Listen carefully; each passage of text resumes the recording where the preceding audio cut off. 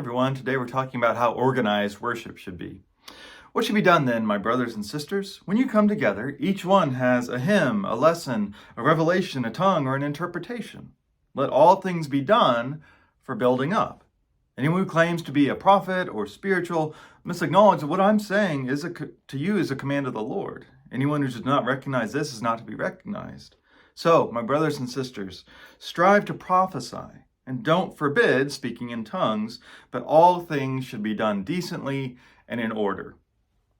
So this is a question that all churches have to deal with. When we come together to worship, should it be organized or should it be spontaneous?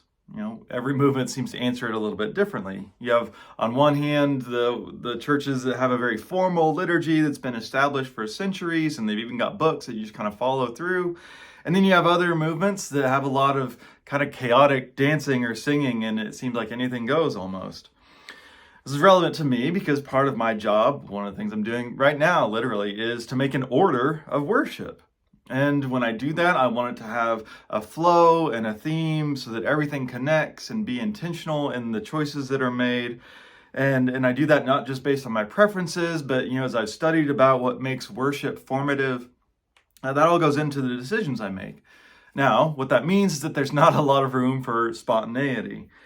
But it does avoid, random people making long rants about communion or something else, or just hearing the same 5 songs every week because that's what the song leader likes. Paul is struggling to find a similar sort of balance here in Corinth. Order is a major concern in this whole section of the letter. How they do the Lord's Supper, who speaks, what is practiced. And it seems like their time together was a pretty chaotic mix of people talking over each other or interrupting with the song they wanted to sing or something they think that they heard from the Lord. Now, I think Paul does want a little bit more of a free-form kind of worship church time, where there's nothing appointed ahead of time, there's not an ordained preacher, but people are offering up what the Spirit has put on their hearts.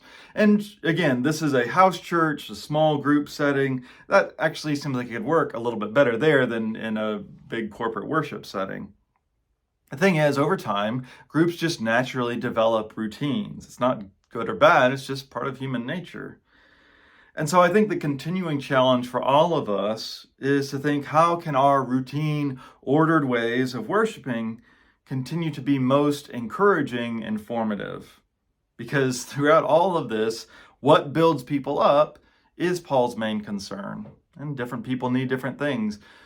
And so the question is not, is everyone being quiet enough or serious enough? Are we following the God-ordained pattern that really we've established? Are we always paying attention to what the Spirit is trying to say in the church and let the people the Spirit is speaking to have that voice?